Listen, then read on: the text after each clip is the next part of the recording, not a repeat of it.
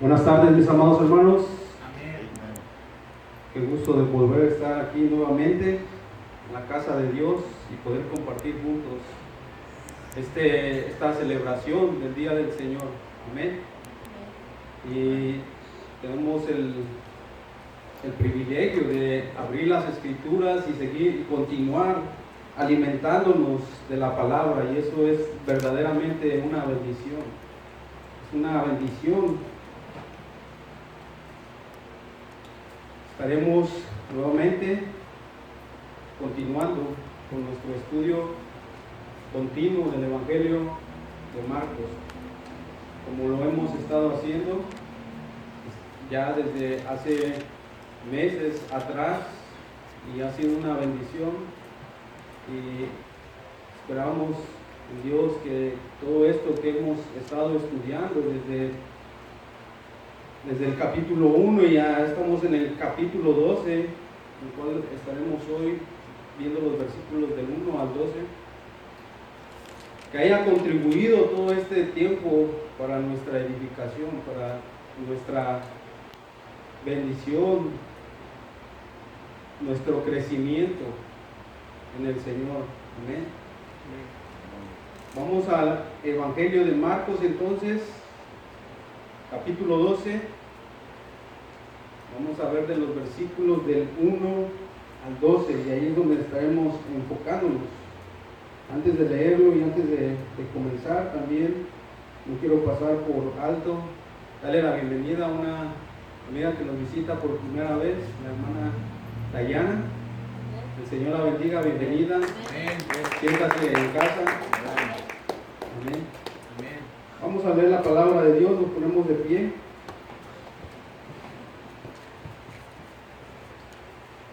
Dice la palabra de Dios, capítulo 12 de Marcos. Entonces comenzó Jesús a decirles por parábolas: un hombre plantó una viña, la cercó de vallado, cavó un lagar, edificó una torre y la arrendó a unos labradores, y se fue lejos. Y a su tiempo envió un siervo a sus labradores para que recibiese de estos del fruto de la viña. Mas ellos, tomándole, le golpearon y le enviaron con las manos vacías. Volvió a enviarles otro siervo, pero apedreándole le hirieron en la cabeza, y también le enviaron afrentado. Volvió a enviar otro, y a este mataron, y otros muchos, golpeando a unos y matando a otros. Por último, teniendo a un hijo suyo amado, lo envió también a ellos, diciendo: tendrán respeto a mi hijo. Mas aquellos labradores dijeron entre sí: este es el heredero, venid, matémosle, y la heredad será nuestra. Y tomándole, le mataron y le echaron fuera de la viña. ¿Qué pues hará el Señor de la viña? Vendrá y destruirá a los labradores y dará su viña a otros. ¿Ni aún esta escritura habéis leído? La piedra que desecharon los edificadores ha venido a ser cabeza del ángulo. El Señor ha hecho esto, y es cosa maravillosa a nuestros ojos. Y procuraban prenderle, porque entendían que decía contra ellos aquella parábola. Pero temían a la multitud, y dejándole se fueron. Amén. Oramos. Bendito y amado Dios, Padre de nuestro Señor Jesucristo, te damos gracias, Señor, por la oportunidad que tú nos das nuevamente, Señor, de estar en este lugar, este lugar de adoración a ti, Señor, donde tú eres el centro de todo, Señor, donde, Señor, tú eres el centro de nuestra alabanza, de nuestra adoración, Señor, y en este momento, Padre, al abrir tus escrituras, Señor, que tú seas el centro, Señor, como lo eres, Señor, de las escrituras, pues las escrituras testifican de ti, Señor, de principio a fin. Padre, ayúdanos a ser fiel al texto, Señor. Ayúdanos, Señor, no a confiar en nosotros, Señor, en nuestra sabiduría, Señor, en nuestro intelecto, Señor, Padre, pero en lo que tú, Señor, has hablado en tu palabra, porque tu palabra es la verdad, Señor. Y queremos honrarte, Señor, al exponer, Señor, tu palabra de una manera íntegra, Señor, fiel, de una manera, Señor, que glorifique, Señor, tu nombre, que tú te glorifiques, Señor, a través de la exposición de tu nombre, Señor, y que tu iglesia, la que tú compraste, Señor, con tu sangre, la lavaste, Señor, y la presentarás a ti, Señor, sin mancha y sin arruga, Señor, sea edificada en ella para su gozo, Dios, para nuestro gozo, Señor, en ti, Señor. Gracias te damos, Señor, en esta tarde. Gracias, Señor. Pedimos tu dirección, Señor. Padre, tu dependencia, Señor, Dios. Padre, para que tú seas, Señor, reverenciado, Dios. En Cristo Jesús oramos. Amén y amén. Pueden tomar sus asientos, amados hermanos. Este texto es una sección donde trata de una parábola, mas dentro de esa parábola encontramos una metáfora. Una parábola es un ejemplo natural de algo natural, cotidiano, para dar una evidencia espiritual, para manifestar una verdad, para hablar verdad, una verdad espiritual. Eso es lo que es una parábola. Un ejemplo natural que revela una verdad espiritual. Y esta parábola que Jesús nos enseña en Marcos capítulo 12, habla de una vid, habla del dueño de la vid, habla de unos labradores a quien se les ha encomendado la vid. Pero vemos también más adelante de la narración donde Jesús cambia el sentido de lo que ha estado hablando de la parábola y ahora habla acerca de una piedra, y esa es la metáfora que él usa, una piedra rechazada, una piedra principal. Está hablando ahora cambia de un viñedo a una edificación, de un edificio.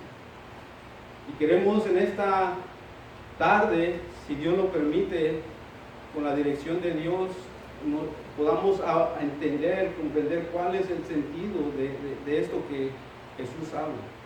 ¿Por qué ese cambio? ¿Por qué esa manera de usar una parábola y después de una metáfora y al final poder aprender y ser edificados en eso? Amén. Va a ser de bendición. Vamos a comenzar entonces con una pregunta. Quiero hacerles: ¿ustedes creen que Jesús, es una pregunta muy obvia, ¿verdad?, pero simplemente para entrar en el sermón, ¿ustedes creen que Jesús sabía que Él iba a morir? Sí, claro. Amén. ¿Ustedes creen que Jesús sabía que Él iba a resucitar entre los muertos? Amén. Las Escrituras lo hablan claramente y llanamente. Él lo habló en varias ocasiones.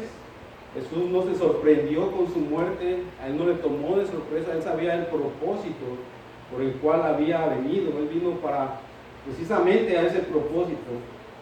La cruz fue la razón de la venida de Jesús, del Hijo de Dios, el Hijo del hombre. Las Escrituras dicen que el Cordero, hablan del Cordero que fue inmolado desde antes de la fundación del mundo. Por lo tanto, este es el plan de Dios, un plan eterno, anticipado, ¿no? Aún desde que los cielos, la tierra fueran creadas, aún que el ser humano fuera creado. Ese era el propósito. Jesús, hombre, entendió que el propósito de su encarnación era la muerte y la resurrección. Él habló a menudo sobre esto, lo que estaba por venir. Por ejemplo, nosotros lo vemos y lo hemos visto a través del Evangelio de Marcos. Por ejemplo, en Marcos 8:31 dice: y comenzó a enseñarles que le era necesario al Hijo del Hombre padecer mucho y ser desechado por los ancianos, por los principales sacerdotes y por los escribas, ¿no? Estos que componían el Sanedrín, los líderes religiosos, el cuerpo gobernante de Israel. Por ellos iba a ser desechado y ser muerto. Él lo sabía, él lo predijo, y resucitar después de 3 días. Tenía el tiempo exacto en esa predicción. Él sabía que su muerte, ¿no?, estaba por venir. Estamos en la última semana de la semana de la pasión. Él está ya a horas de ir a la cruz y él sabía que su muerte venía, sabía los detalles de su muerte. En 9:9 de Marcos también, capítulo 9, versículo 9, y descendiendo ellos del monte después de la transfiguración, les mandó que a nadie dijesen lo que habían visto, sino cuando el Hijo del Hombre hubiese resucitado de entre los muertos, ¿no? La implicación ahí está de que él entendía que iba a ser muerto y que iba a resucitar de entre los muertos. Así que él sabe que él va a morir, él sabe que él va a levantarse, que el santo de Dios no iba a haber corrupción. En 9:31 también de Marcos, a través, ¿no?, él otra vez está prediciendo su muerte y su resurrección. Él está en Galilea, él está enseñando a los discípulos y dice: el Hijo del Hombre será entregado en manos de hombres y le matarán, pero después de muerto resucitará al tercer día. Una vez más en Marcos 10, versículos 33 y 34, ellos están en el camino a Jerusalén, toma a sus discípulos, a los 12, he aquí subimos a Jerusalén, les dice, y el Hijo del Hombre será entregado a los principales sacerdotes, a los escribas, y le condenarán a muerte y le entregarán a los gentiles y le escarnecerán, le azotarán, le escupirán en él y matarán, mas al tercer día resucitará. Ni los líderes judíos ni los romanos sabían que algo de esto iba a suceder, de la manera en que él lo había dicho, lo había predicho. En capítulo 10, 45, una vez más, él dijo: porque el Hijo del Hombre no vino para ser servido, sino para servir y a dar su vida en rescate por muchos. Él comprendía la realidad, ¿no?, de lo que, del propósito a lo que él había venido al mundo, a ser el sustituto, ¿no?, a través de su muerte, tomar nuestro lugar. Sabía que el propósito de Dios fue el rescate por aquellos quienes Dios había escogido, como Efesios lo dice, desde antes de la fundación del mundo, predestinados. Cuando nos acercamos entonces a nuestro capítulo, nuestro texto de hoy, Jesús enseña esta parábola, una historia, vimos, natural, para explicar realidades espirituales, ¿no?, propósitos divinos, miércoles, en la semana de la Pasión. Él entró el lunes a Jerusalén, ¿no? Las multitudes lo recibieron. Bendito el que viene en el nombre de Jehová. Él entra a Jerusalén, observa todo lo que estaba pasando en el templo, regresa a Betania con sus amigos, María, Marta y Lázaro. Al otro día regresan al templo, Jesús ve una higuera de lejos, él va a agarrar fruto, no haya sino hojas, y usa esa higuera para hablar otra parábola para hablar acerca del liderazgo del templo, de la religión del judaísmo, que era simplemente hojas religiosas, pero no tenían nada de fruto. Él entra al templo, maldice la higuera, entra al templo. Él miércoles regresa por la noche nuevamente a Betania. Miércoles por la mañana pasan por la higuera, la ven seca, llegan al templo y Jesús limpia, purifica el templo, saca a todos los mercaderes que estaban ahí, y todo eso estaba contribuyendo para los judíos airarse contra él y buscar la manera, una manera de poder agarrarlo en sus propias palabras y condenarlo a muerte. Y aquí la semana pasada vimos cómo ellos lo confrontan con su autoridad. ¿De dónde tú tienes esa autoridad para hacer lo que tú lo hiciste ayer? Saqueaste nuestro negocio. ¿Quién te dio esa autoridad? Y Jesús le responde con otra pregunta. Yo les voy a hacer una pregunta a ustedes, a ver si, y cuando ustedes respondan esa pregunta van a saber la respuesta que ustedes quieren saber. ¿El bautismo de Juan de quién era? ¿De los hombres o del cielo o de Dios? Responderme, les dice. Ellos no supieron, tuvieron que hacer una reunirse y a ver qué le vamos a contestar, porque él los puso entre la espada y la pared. De cualquier manera que ellos contestaran, ellos iban a estarse condenando a sí mismos. Si decimos de Dios, ¿por qué no me crees que yo soy el Mesías? Si decimos Juan el Bautista, entonces, si decimos de los hombres, entonces todo el pueblo sabe que lo tiene a Juan el Bautista por profeta, por un verdadero profeta. Entonces nos apedrearán, nos matarán. De cualquier manera que ellos respondieran, ellos iban a estarse condenando a sí mismos. Por lo tanto, ellos deciden, los maestros, los líderes de Israel dicen: no sabemos.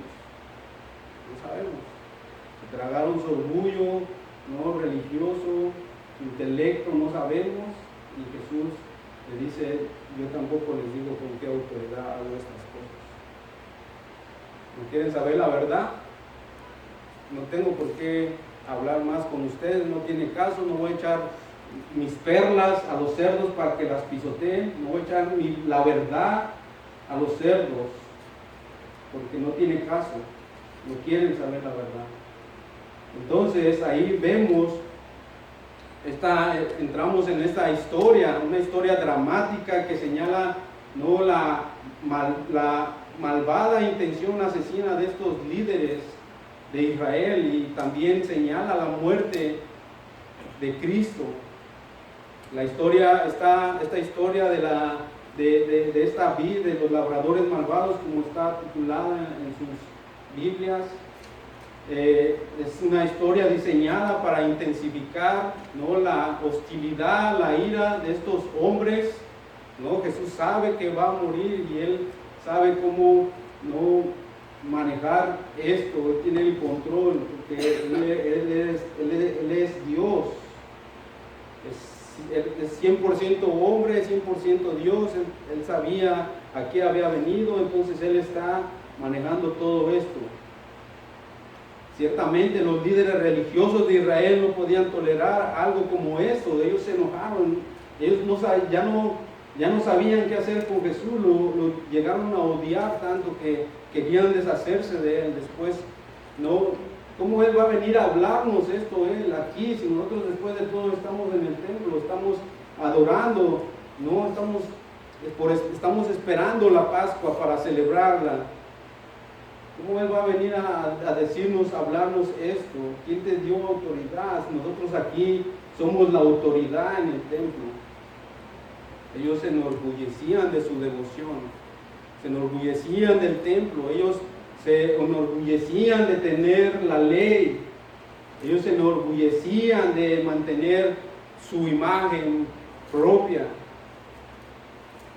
Ellos eran orgullosos de su religión, pero no era nada más que eso, religión.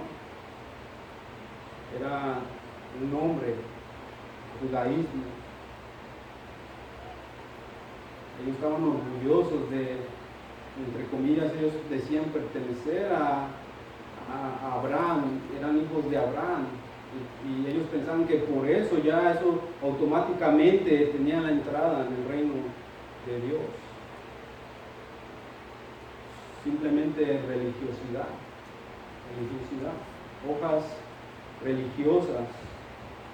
Entonces cuando vemos esta parábola en 12:1, dice: entonces comenzó Jesús a decirles por parábolas: un hombre plantó una viña, la cercó de vallado, cavó un lagar, edificó una torre y la arrendó a unos labradores y se fue lejos, ¿no? Entonces aquí tenemos a este personaje, ¿no? Alguien que edificó, plantó una viña, ¿no?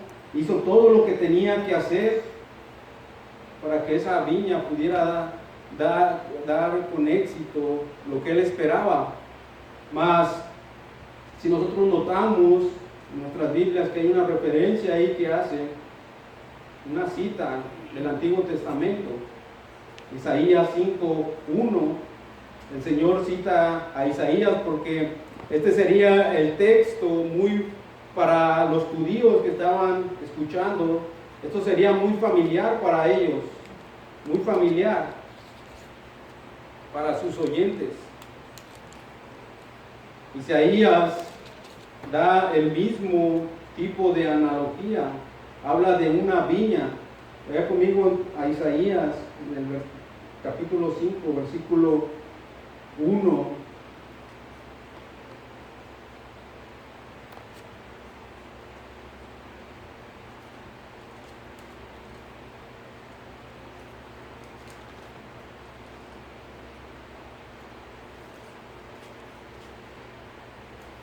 Habla de la parábola de la viña. Ahora vamos a leer 1 y 2 de Isaías 5. Ahora cantaré por mi amado, el cantar de mi amado a su viña.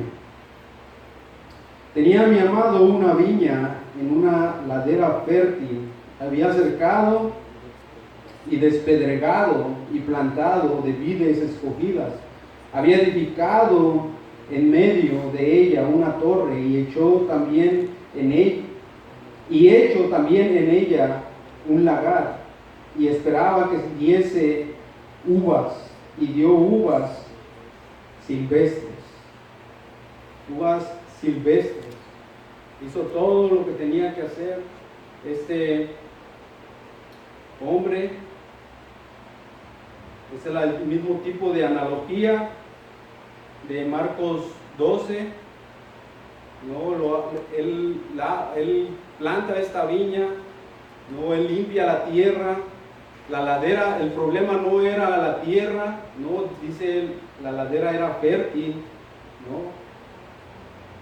Estaba garantizada, ¿no? La producción de uvas, el éxito de esa vid. Se hizo todo lo que se está supuesto a hacer, ¿no? Para sembrar una vid. Nosotros, por contextos históricos, diccionarios, sabemos que Israel hay una parte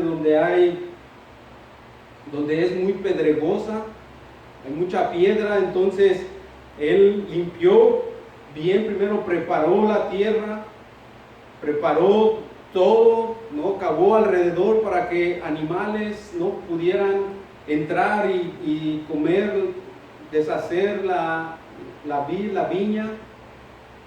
También dice que hizo un lagar. El lagar era donde, cuando en el momento de la cosecha, era donde se ponían las uvas, donde la gente entraba literalmente con los pies y pisaba las uvas para que de esa manera aprovechar el fruto. Entonces vemos que él hace todas estas cosas. Dice que edificó una torre en Isaías. Él plantó la mejor vid, construyó la torre en medio de ella y excavó en las rocas el lagar, hizo todas esas cosas esperando, como dice al final del versículo 2 de Isaías, ¿no? Esperando que diera uvas, esperaba que diese uvas, pero dice, dio uvas silvestres, produjo solo uvas ácidas, amargas, no eran comestibles. Esta persona que plantó este viñedo esperaba un producto bueno, porque hizo todo lo que tenía que hacer alguien para que todo saliera bien, y todo lo que tenía eran uvas amargas, uvas ácidas. Y esto es un símbolo, ¿no? Esta parábola que usa también Isaías es un símbolo de la apostasía de Israel, ¿no? Vemos a través de ese capítulo de Isaías 5 los ayes que vienen uno tras otro, pronunciaciones de condenación en esta viña. Israel, porque Israel había sido infiel a Dios. Cuando nosotros llegamos al versículo 7 del capítulo 5 de Isaías, dice, ciertamente la viña de Jehová de los ejércitos. Entonces ahora sabemos quién era el dueño de la viña. ¿Quién era? Jehová de los ejércitos. Ahora sabemos entonces que la casa o la viña, ¿quién era? Israel, porque a continuación le dice, ciertamente la viña, él es el dueño, Jehová de los ejércitos, es la casa de Israel, y los hombres de Judá, planta deliciosa suya. Esperaba juicio, y he aquí vileza, o sea, sangre derramada, justicia, y he aquí clamor, la apostasía, ¿no? en Israel. El Señor está aquí señalando un asunto también muy importante, porque en el versículo 7 del capítulo 5, la viña dice que es Israel, y el dueño es el Señor, Dios. Y cuando nosotros vemos, nos trasladamos o vemos en paralelo en Marcos 12:1, es otra vez Israel. Se está refiriendo a Israel, repitiéndose otra vez esta parábola. Y es por eso que Jesús eficazmente usa ese cuadro, toma ese cuadro y lo trae una vez más. Eso fue la analogía que Jesús tomó de Isaías 5:7 y lo arrastra a Marcos 12. Eso fue preparado en nuestro texto de hoy. El propietario, ¿no? Que dice que salió de viaje. Entonces dice que contrató, o como él estaba ausente, él alquiló a unos labradores. Él se fue de viaje, contrata a estos hombres, agricultores y no arrendatarios, dice. Eso se hacía muy a menudo en aquella época y se hace todavía en el día de hoy. No toda la gente que está trabajando los campos son los dueños, pero ellos los contratan, aquellos que los cultivan, los arrendatarios, hacen un contrato, ellos harían el trabajo, ¿no?, de hacer todo lo que se tiene que hacer, ellos harían ese trabajo, mantendrían lo que estuvieran de acuerdo, el porcentaje con el dueño de la cosecha. Entonces ellos tomaban su parte de la cosecha y el resto sería para el dueño. En el versículo 2, entonces, de Marcos 12, nos dice: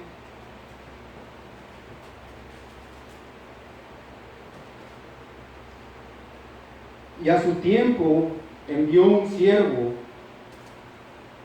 del dueño de la viña, a los labradores que habían sido contratados para cuidar la viña. El dueño está de viaje, está lejos, para que recibiese de estos del fruto de la viña. Entonces manda a estos sus siervos, no esperando recibir algo del fruto de la viña, pero cuando llega el siervo allá a la viña, los labradores, por el porcentaje de la cosecha, se lleva una gran sorpresa ese siervo.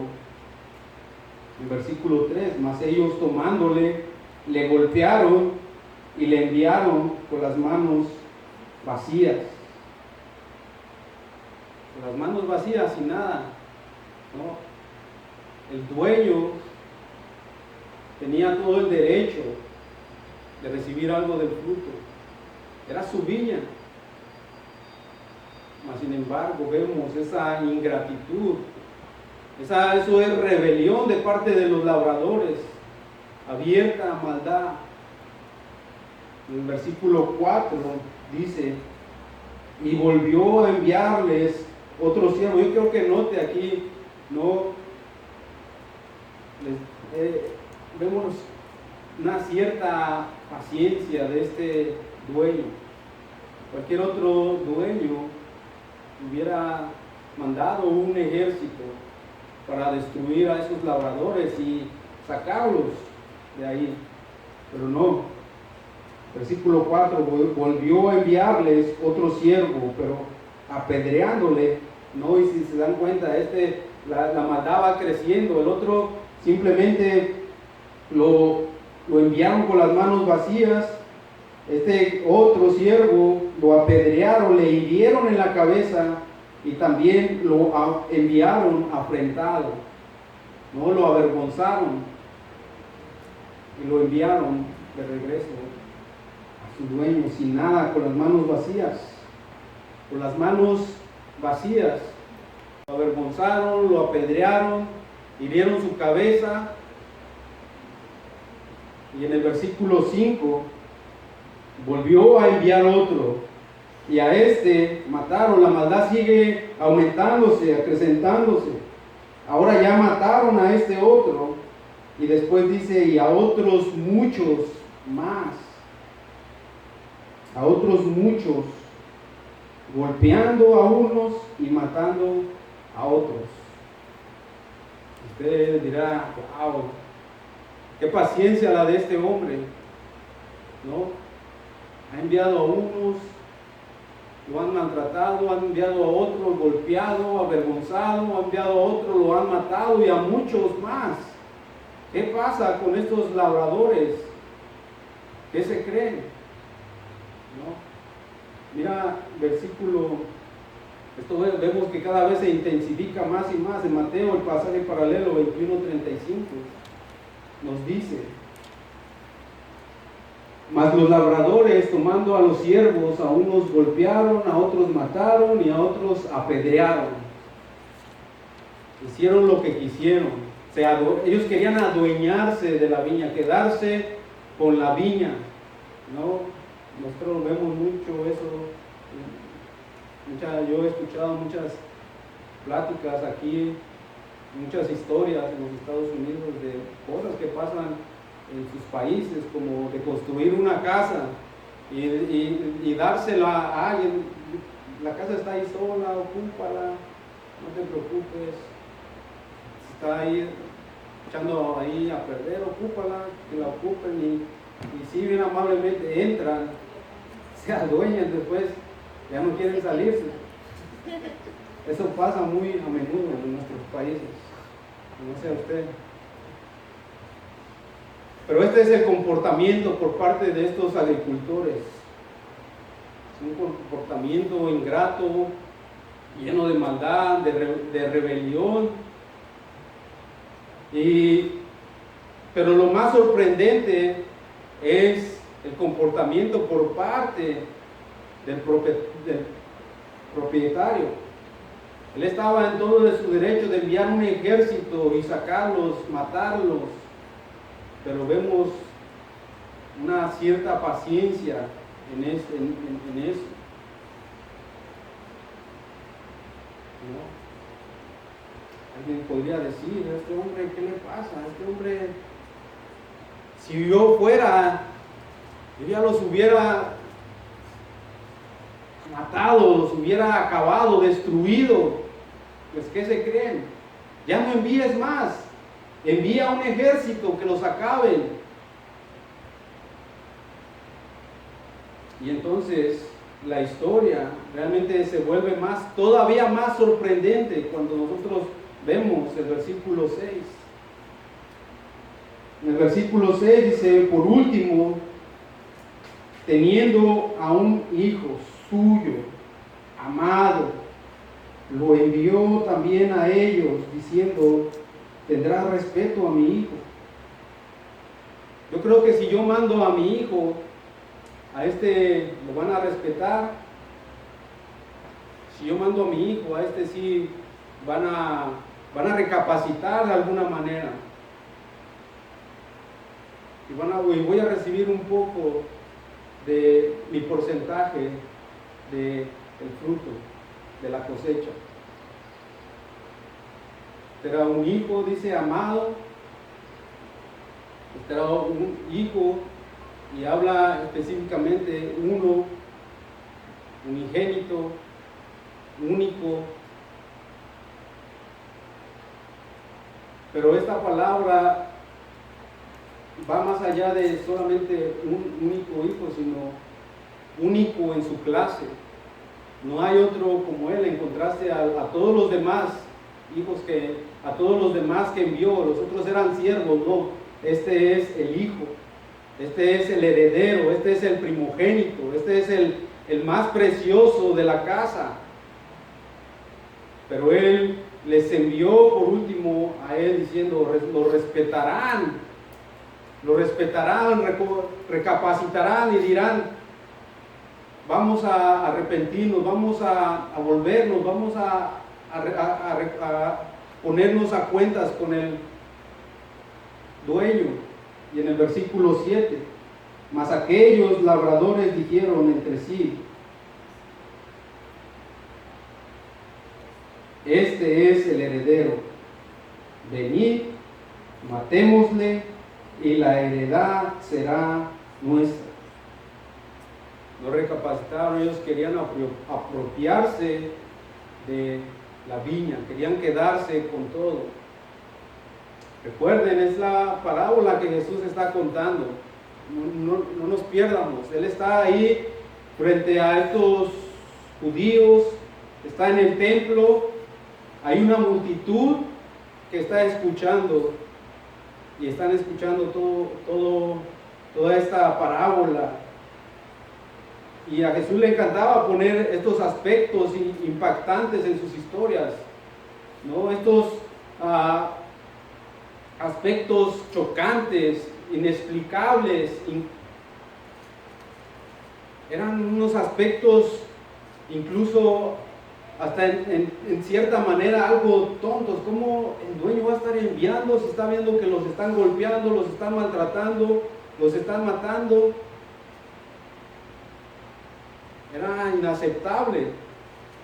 Pero ahora envía a su hijo y sin dudarlo lo matan, y ni siquiera le dan un entierro, lo arrojan fuera de la viña, en el versículo 6 dice, para ser consumido, ¿no?, por las aves de rapiña, por los animales carroñeros.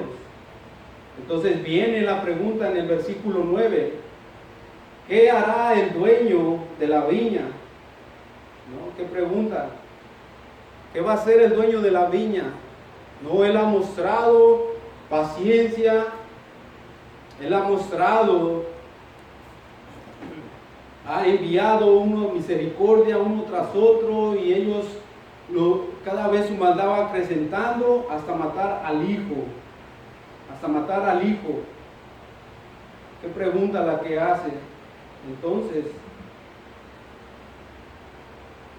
si entonces se exigía el cumplimiento de la ley del Antiguo Testamento, el castigo para estos hombres era la muerte, ¿no? Sangre por sangre. Y no es la película, hermanos. No se emocionen, nada más salió así. Génesis 9:6 nos dice que ese sería el castigo capital para aquellos hombres. Para aquellos hombres. El que derramare sangre de hombre por el hombre, su sangre será derramada, porque a imagen de Dios es hecho el hombre. La multitud le dio la respuesta según el pasaje paralelo que se registra en Mateo 21, 41. Ahí vemos la multitud dándole la respuesta a Jesús. Jesús hace la pregunta, la multitud responde en el versículo 41, le dijeron, a los malos destruirá sin misericordia y arrendará su viña a otros labradores, que le paguen el fruto a su tiempo. Esa es la respuesta de ellos, de la multitud, de los que estaban escuchando hacia Jesús. Es la multitud la que responde, ¿no? Registrada en Mateo 21, y en nuestro texto, Marcos 12, es Jesús afirmando, ¿no?, la respuesta. No hay contradicción, se complementan. Y esta respuesta, esta parábola, esta respuesta es algo similar a lo que pasó con David cuando Natán, el profeta, viene a confrontarlo, cuando había tomado la esposa de Urías y se había acostado con ella y la había embarazado, y quería que el otro, ¿no?, se hiciera responsable, y como no pudo, tuvo que matarlo. Entonces viene el profeta Natán y le dice, viene con una parábola. Había dos hombres, uno rico, ¿no?, que tenía vacas, corderos, y había otro hombre que era pobre, que solamente tenía un corderito, que había crecido con ella, ¿no?, y la amaba. Y entonces vino de camino otro hombre al hombre rico, y él no quiso matar uno de sus animales, entonces tomó el corderito del hombre pobre, lo mató. Y David, escuchando todo eso, y llega el momento en que se enoja y dice, ese hombre es digno de muerte, debe morir por lo que hizo. Y Natán le dice, ese hombre eres tú. Y eso nos enseña que nosotros somos bien ligeritos para ver el pecado de otros y condenarlo y acusarlo, ¿verdad? Pero muy lentos para ver nuestro propio pecado y reconocerlo. Y esto fue lo que pasó en esa parábola. Jesús está hablando y ellos mismos están diciendo, y dice, no, el dueño va a acabar con ellos, no va a seguir teniendo misericordia, los va a acabar, y va a dar la viña a otros hombres que en verdad le den el fruto, su parte.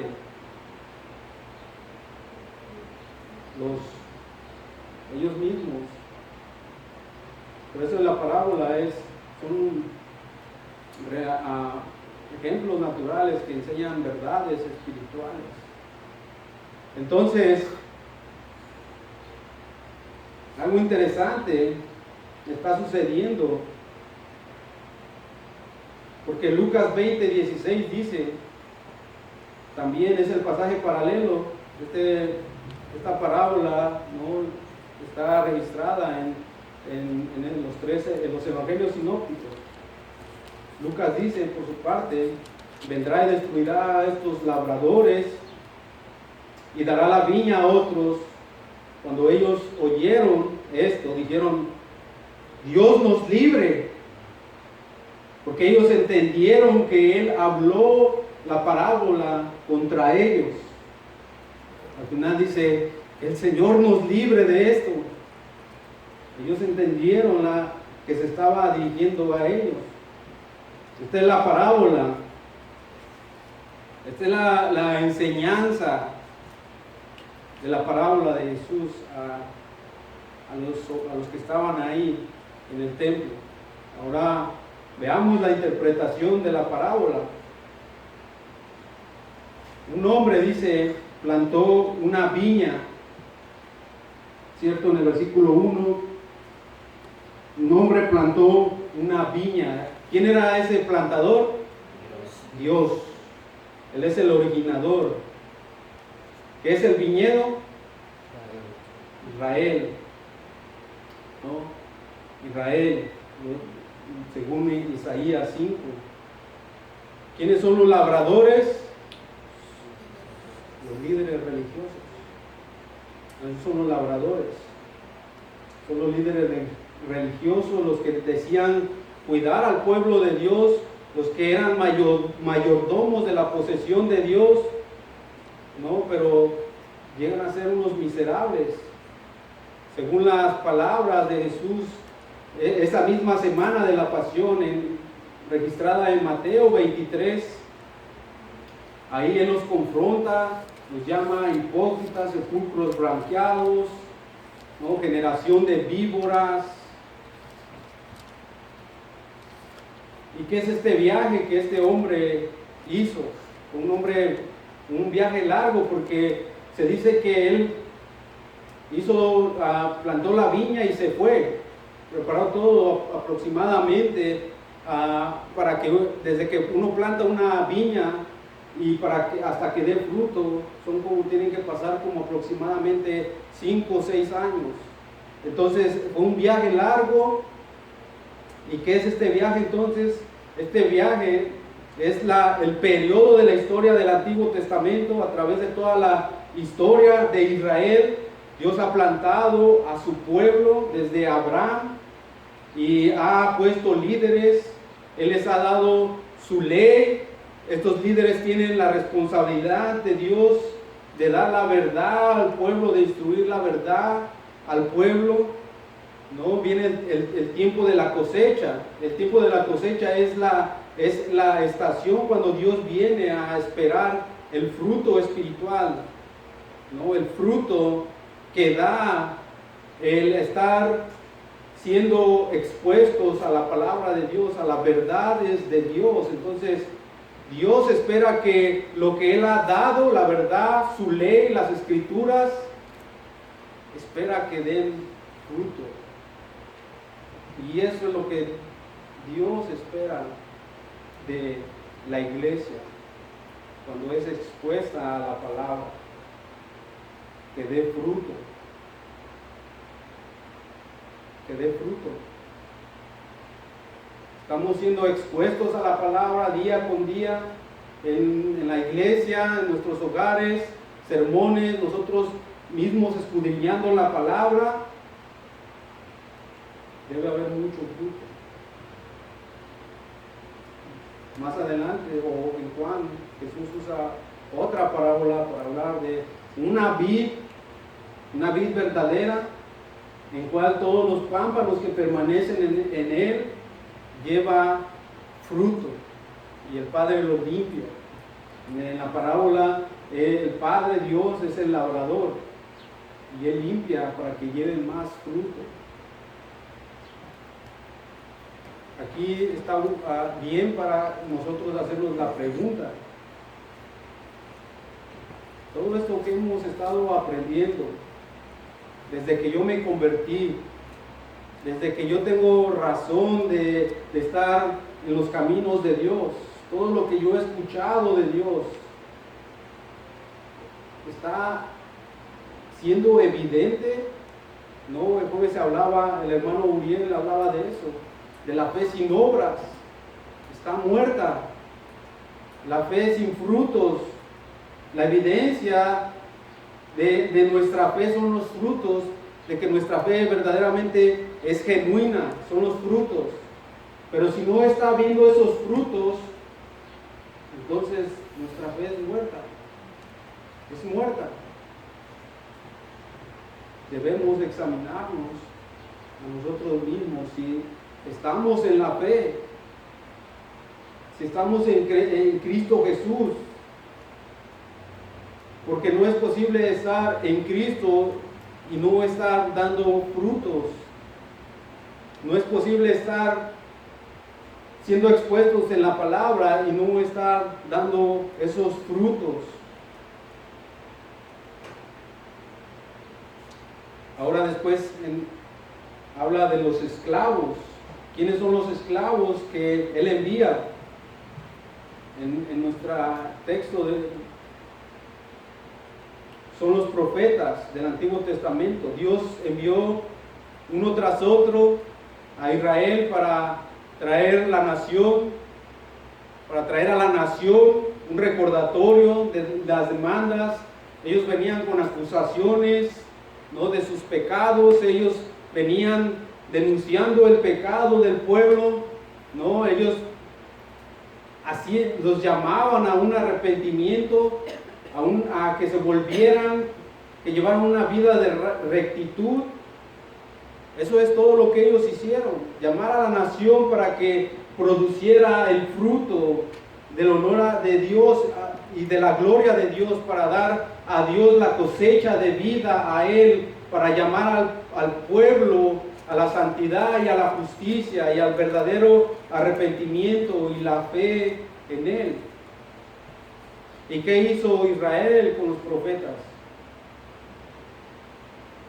Los apedrearon, los mataron, los rechazaron, los golpearon, les hicieron derramar sangre, los afrentaron, los avergonzaron, los insultaron, los asesinaron. Eso es lo que hicieron con los profetas. La historia de Israel está llena de maltrato de los profetas de Dios. Justino Mártir, en uno de sus escritos, acusa a los judíos de aserrar a Isaías por la mitad. Cortar a Isaías con una sierra, no con una guillotina, no con una motosierra, no. Lentamente lo cortaron por la mitad. Hay una referencia en Hebreos 11:37 que muy probablemente es de Isaías, que los aserraron, dice. Jeremías, constantemente maltratado, fue arrojado a un pozo, y la tradición dice que al final murió apedreado. El profeta Zacarías murió apedreado dentro del templo.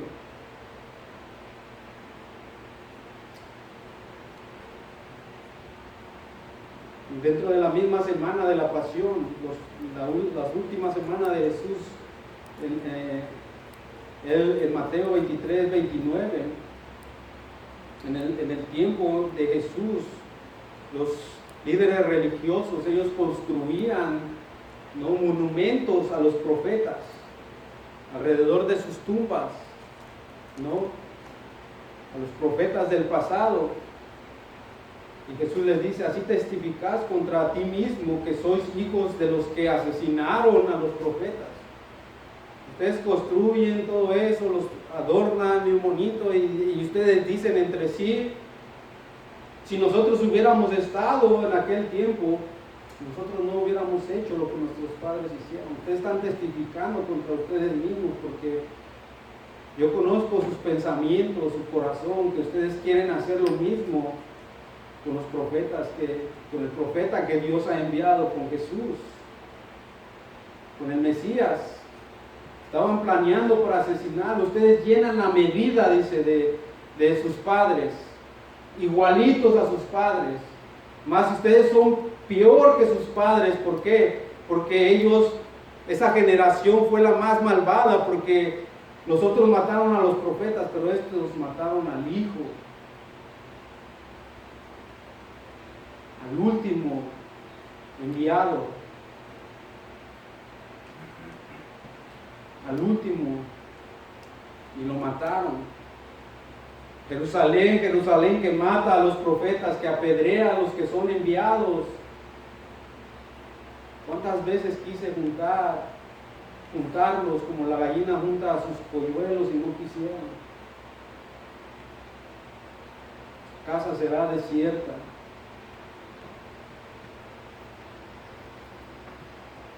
Esto es lo que les hicieron a los esclavos. Al final el dueño dice: enviaré a mi amado, a mi hijo. ¿Quién es Jesucristo? En su bautismo Él testificó desde los cielos, se abrieron los cielos y el Padre dijo: este es mi Hijo amado, en el que yo tengo complacencia. Mi Hijo amado. Este es distinto de los demás mensajeros. No es un esclavo, es el Hijo, el único, en su clase, el último mensajero de Dios, el heredero de las posesiones de Dios, el que tenía todos los derechos a la obediencia, al honor, toda la autoridad divina. Deben respetarle, mas no lo hicieron. Pero no lo hicieron. Ellos dijeron: este es el heredero, matémoslo y tomaremos todo. Esta fue la actitud de los líderes de Israel. Nosotros queremos el poder, nosotros queremos el prestigio, queremos la religión, queremos los elogios para nosotros, queremos nosotros tener el control. Matemos al Hijo y quedémonos con la heredad.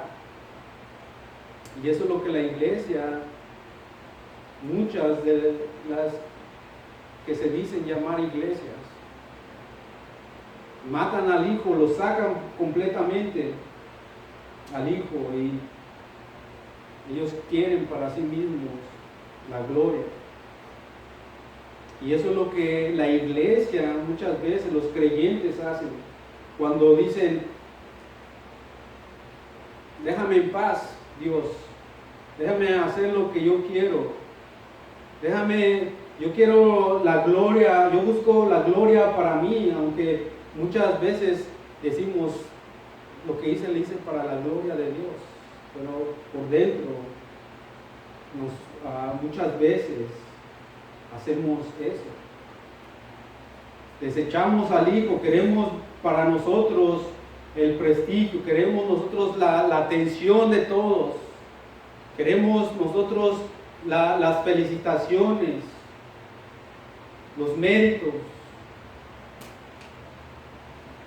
En la historia no solo matan al Hijo, pero lo arrojan fuera de la viña, lo cual probablemente se refiere a que el Hijo, el que todo, por cual todo fue hecho, a lo suyo vino y los suyos no le recibieron, lo desecharon y dijeron: el reino es nuestro y la herencia es nuestra. ¿Qué va a hacer el Señor entonces a esta gente malvada que está en rebelión? Él vendrá, dice en el versículo 9, destruirá a los labradores y dará a otros su viña.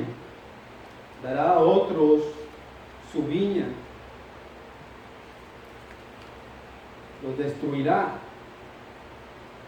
Ese es el juicio de Dios. Dios ha sido muy paciente por mucho tiempo, pero ellos no han recapacitado, entonces no queda más que juicio. La venganza de Dios vendrá sobre ellos. Él vendrá y en el año 70 después de Cristo, el general Tito, el general romano, dio muerte a cientos de miles de judíos.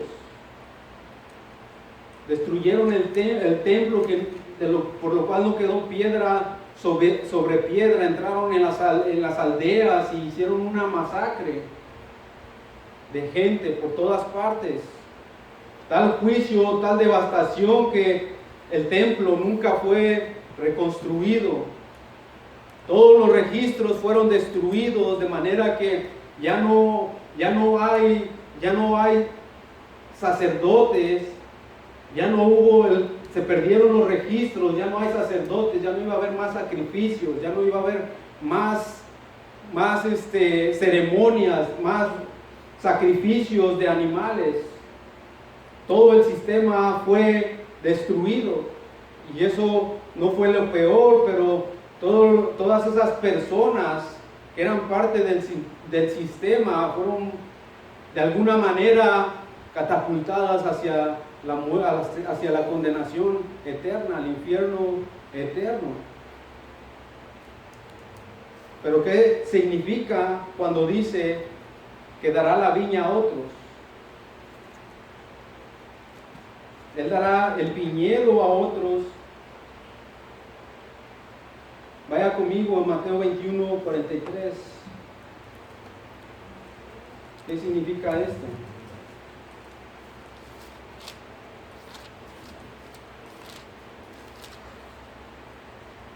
Por tanto, os digo que el reino de Dios será quitado de vosotros y será dado a gente que produzca los frutos de él. A ellos son los que se levantan, los que produzcan los frutos de él. Él ha puesto a diferentes personas a cargo de ellos.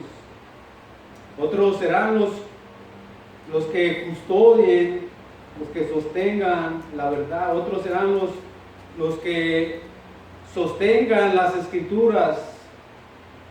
¿No? Otros serán los que tendrán la responsabilidad y el liderazgo espiritual en la viña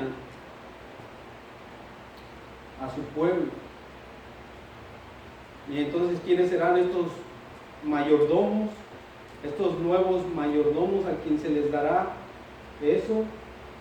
¿Quiénes serán los responsables de la recepción, de la proclamación y la perseveración de la verdad? ¿Quiénes serán? En el contexto inmediato son los apóstoles, los 12. Obviamente conocemos que Judas era el traidor, el que no era verdadero discípulo, y que él mismo se condenó y fue, digamos, restituido por otro. Pero a ellos eran los que se les daría esta encomienda. Los 12 hombres, estos hombres ordinarios, estos hombres se convertirían en los nuevos mayordomos de la revelación divina para que ellos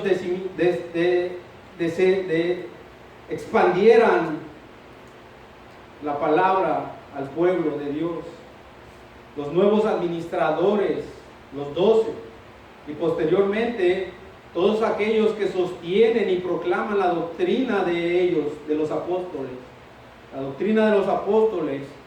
Continúan todos aquellos que sostienen esa verdad de las escrituras. Ellos continúan la administración. Todos los fieles predicadores y maestros de la verdad. La iglesia, que es columna y baluarte de la verdad, está en la mayordomía de esa encomienda. Está en esa línea. Y ahora aquí vemos el final de la parábola. Pero esto es tan solo el final, pero realmente no es el final de la historia. Y aquí es donde llegamos al punto donde comenzamos, hablando cómo encajan esta parábola y esta metáfora que Jesús hace. Porque el Señor sabe que en ese punto, cuando la historia termina, ¿no? La historia de la parábola, ¿no? ¿Cómo termina? El hijo muerto, ¿ah? El hijo muerto. Mataron al hijo, lo echaron fuera, no le dieron sepultura, termina muerto. Y nosotros no queremos quedarnos en un Salvador muerto, ¿ah? ¿Quién quiere un Salvador muerto en la tumba? Nadie. Así que el Señor termina la historia, pero añade una palabra que es muy, muy importante. Y en ella es una especie de acusación también incorporada hacia estos líderes religiosos. Lo primero que dice después de esto, en el versículo 10, después de la historia, les dice: ni aún esta escritura habéis leído. La piedra que desecharon los edificadores ha venido a ser cabeza del ángulo. Ni aún esto han leído. Vaya acusación que les acaba de hacer. Ustedes, líderes religiosos que se supone que son los mayordomos, maestros, proclamados de la verdad, esto no lo han entendido, y eso durante su ministerio se lo repitió varias veces para confrontarlos y avergonzarlos en su ignorancia. Y no era porque fueran tan ignorantes, pero ellos no entendían las escrituras, porque ellos odiaban, aborrecían al que es la clave en las escrituras. Como Cristo es la clave en las escrituras, y ellos lo desecharon, por eso ellos no podían entenderlas, porque las escrituras hablan de Cristo, de principio a fin. Esto es bastante selectivo lo que usa aquí Jesús. Usa otra referencia del Antiguo Testamento, Salmo 118, en el versículo 26, cuando habla de la piedra angular en la que todas las líneas se mueven para construir, ¿no?, un edificio. Y es lo que le está diciendo Jesús a ellos: al que ustedes están rechazando, al que ustedes están desechando, al que ustedes están a punto de matar, porque Jesús sabía sus intenciones, mas era el plan de Dios. A ese que ustedes desechan va a venir a ser la piedra principal del ángulo. Va a ser este salmo. Cada año es un grupo de salmos del 113 al 118 que cada año durante la fiesta de la Pascua los judíos cantaban. ¿Se recuerda cuando salen del aposento alto? Dice que cantaron un salmo, era Salmo 118, un salmo muy selectivo por Jesús y que habla de la resurrección. Aquella piedra que ustedes rechazaron, la que van a matar, al que van a matar, va a venir a ser la piedra principal, la piedra angular, piedra de la cual se determina toda la construcción. Si esta piedra está mal, si no está, toda la construcción está en balde, no sirve. No. Ustedes cuando asesinen al Mesías, ustedes no van a terminar con él, porque él será la piedra angular de la cual todas las líneas horizontales, verticales se mueven, y eso lo vemos en el Nuevo Testamento, en Hechos 4:11, Primera de Pedro 2:6 al 8, Romanos 8:9, 32 y 33. Todos esos se refieren a Cristo como la piedra angular. No podemos leerlos por causa del tiempo. Efesios 2:20 dice: la iglesia está edificada, estoy parafraseando, sobre el fundamento de los apóstoles, siendo Jesucristo la principal piedra, la piedra angular, la que establece todas las líneas. Entonces el Hijo, en la historia de la parábola que cuenta Jesús, muere, y entonces aquí es el cambio a la metáfora de un viñedo a un edificio, y el Hijo se convierte, ¿no?, en una piedra, ¿no?, piedra angular. Es una analogía, pasa de una analogía, ¿no?, de la parábola a una profecía. La piedra que ustedes rechazaron, a la que ustedes están a punto de matar, esa va a ser la piedra angular. Esa va a ser la piedra angular, de una analogía a una profecía, y es una acusación adicional, ¿no?, de la razón por la cual la mayordomía está siendo removida de la religión judía, del judaísmo, a la iglesia. Para ellos la piedra no estaba a la altura, era una piedra inservible, era una piedra rechazada, inadecuada, imperfecta, que no apoyaba toda la estructura del reino glorioso de Dios. Ellos estaban equivocados. Él era la piedra angular de Dios, el mismo de quien ellos decían: bendito, bendito el que viene en el nombre del Señor, que es el mismo Salmo 118 que ellos usaron cuando Jesús entró a Jerusalén montado en el asnillo. Bendito el que viene en el nombre del Señor. Esa es la piedra angular.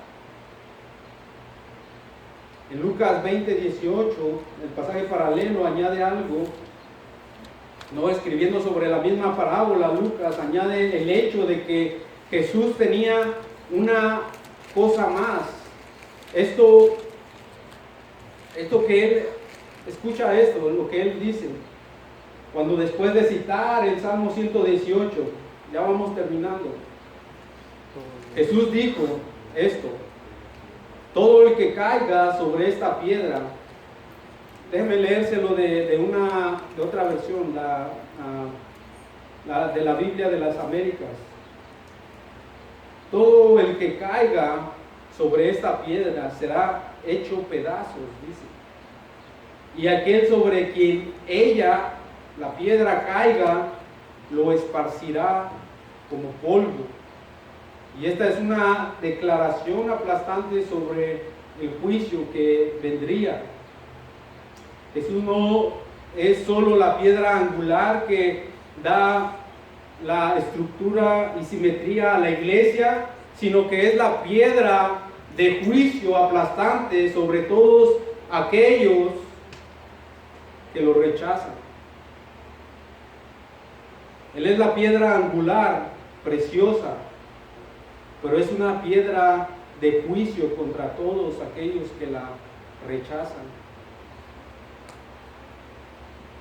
¿Cómo sé que yo estoy rechazando esa piedra?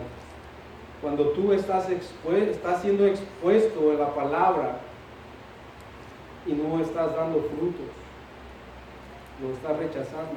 Cuando Él no es la autoridad en tu vida, cuando Él no es el Señor de tu vida, cuando tú todavía estás reinando, tú estás sentado en el trono de tu vida y no Él.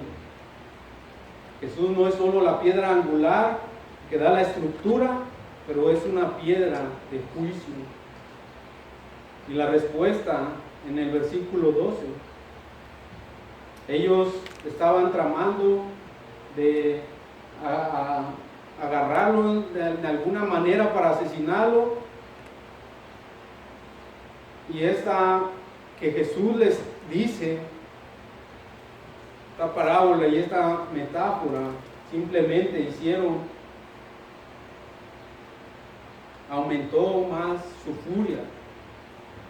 Esto habría sido un buen momento para el pueblo venir en arrepentimiento, pero no fue así, no lo hicieron.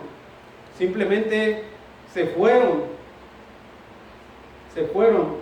Miren conmigo el último versículo de nuestro texto, el versículo 12, y procuraban prenderle, porque entendían que decía contra ellos aquella parábola, pero temían a la multitud, y dejándole, se fueron.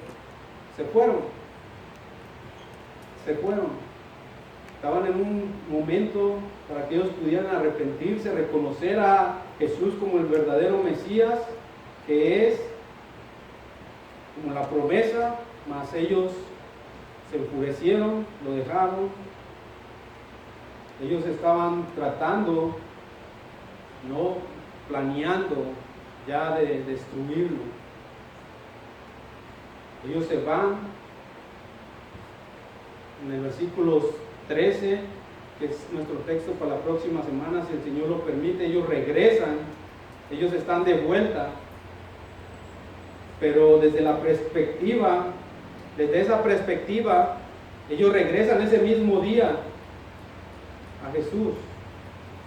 Desde esa perspectiva, ellos regresan ese mismo día, pero desde el punto de vista espiritual, ellos nunca volvieron. Ellos se condenaron a sí mismos, porque el Hijo del Hombre no vino a condenar al mundo, sino para que el mundo fuese salvo por él. Todo aquel que en él cree no es condenado, pero el que no cree, dice, ya ha sido condenado. Se condenaron a sí mismos al rechazarlo.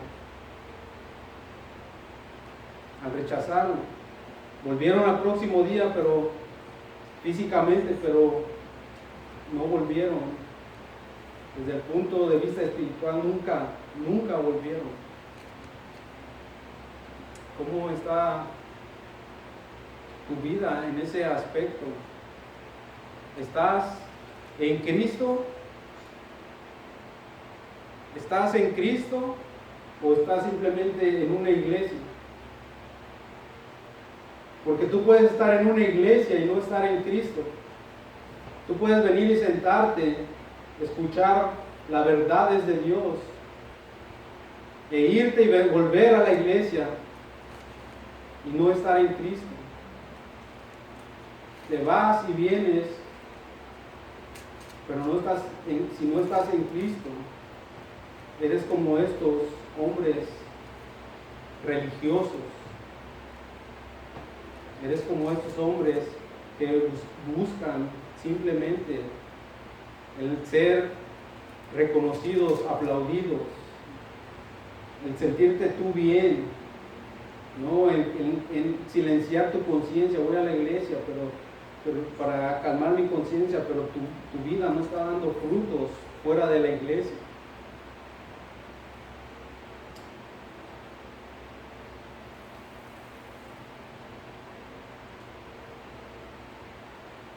¿Sabía Jesús que iba a morir? Sí. ¿Que iba a resucitar? Por supuesto que él lo sabía, conocía los detalles, sabía cómo encajar en la historia de Israel, él sabía que él vencería la muerte y resucitaría como él lo había dicho, y cuando él resucita se convirtió en la piedra angular, rechazada y exaltada. Lo que ellos rechazaron vino a ser la piedra principal en la que está fundamentada la iglesia. Esa fue la predicación de la iglesia primitiva, la de Pedro. Su sermón de Pedro usó esa misma referencia bíblica del Antiguo Testamento. La piedra que ustedes rechazaron ha venido a ser la piedra principal, y en ninguno otro hay salvación, solo en Cristo. Para muchos, la mayoría, ¿no? Para muchos, Jesús va a ser una piedra de juicio por haberlo rechazado. Y Cristo es para otros la piedra angular, la piedra preciosa. Si tú eres ese, tú formas parte, ¿no?, de la gloria de aquel reino que está siendo edificado y que se manifestará en un tiempo futuro y que hoy está establecido en nuestros corazones por la fe. Si no lo eres, Él es la piedra aplastante, Él es la piedra que si tú caes sobre ella vas a ser hecho pedazos. Y si ella cae sobre ti, vas a quedar hecho polvo, vas a ser esparcido como polvo. ¿Qué vas a hacer? ¿Qué vas a hacer con Jesús? ¿Qué vas a hacer? No hay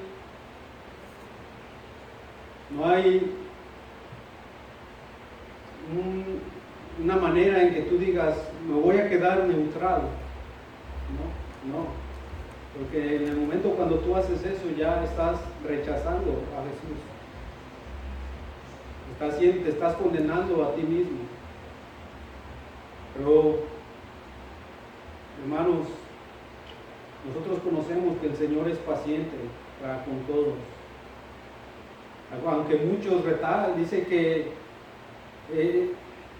está retardando su venida. ¿Y cuándo va a ser el día que va a venir Jesús? Todos están diciendo que ya viene, y no viene. Porque Él es paciente para con todos, no queriendo que ninguno perezca, pero que procedan al arrepentimiento. Pero va a llegar el tiempo en que va a llegar ese día. Para unos puede ser hoy día. Para otros puede ser mañana. Para otros puede ser la siguiente mes. No lo sabemos.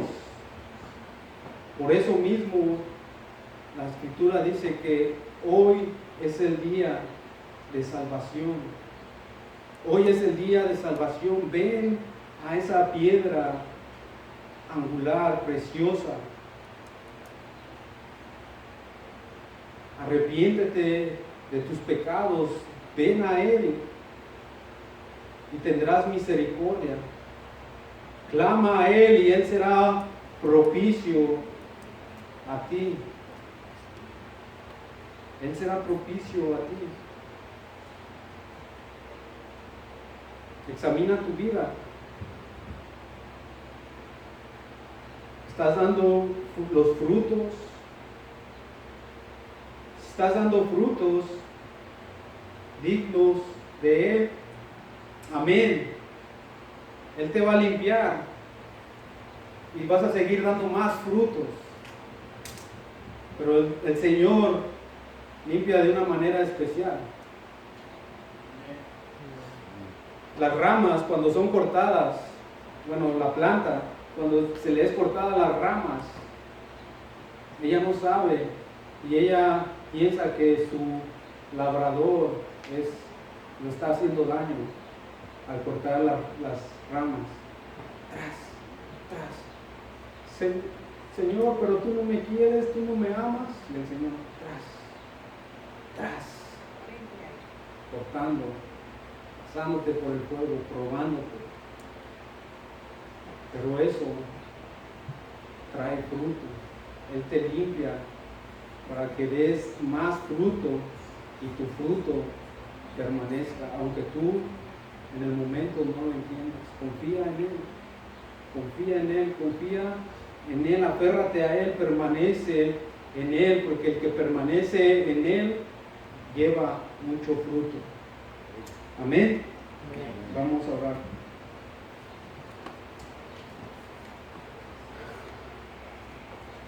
Gracias, Dios. Gracias, Señor, por tu palabra. Gracias, Señor Dios. Hoy estamos, Señor, aquí, Dios. Fuimos expuestos a tu palabra, Señor. Fuimos expuestos, Dios, y confrontados con tu palabra, Señor. Somos bendecidos, Señor.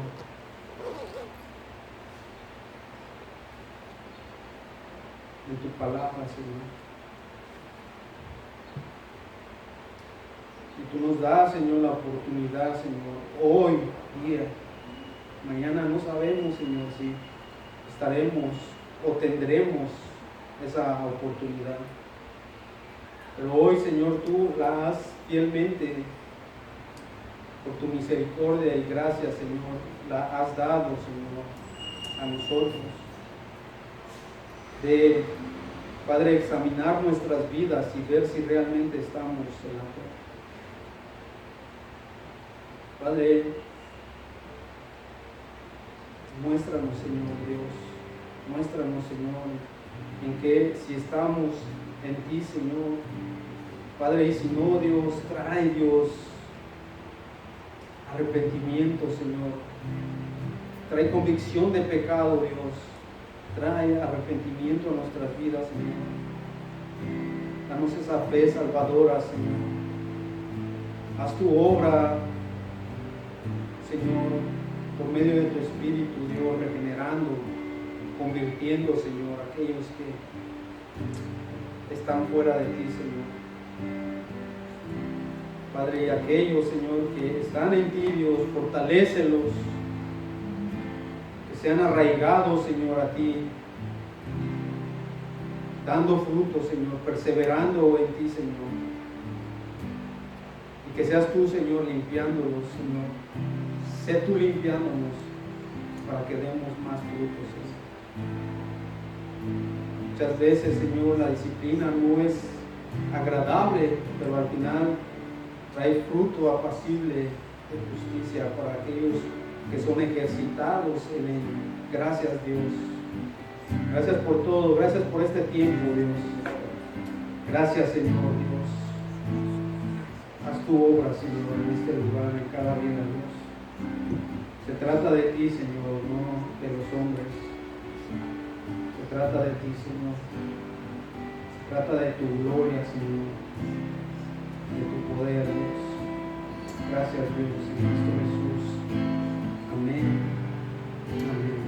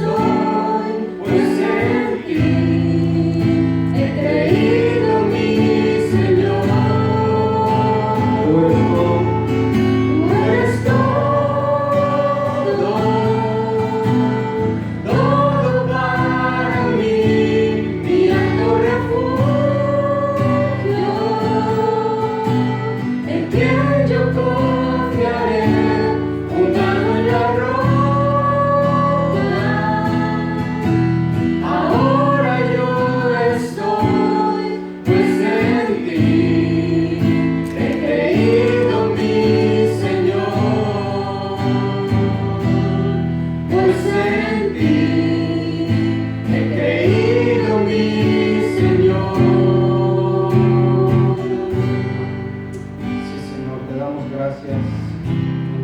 tu nombre, Señor. Te damos la gloria y la honra a ti, Señor. Solo tú eres digno. Gracias, Señor, en Cristo Jesús. Amén y amén.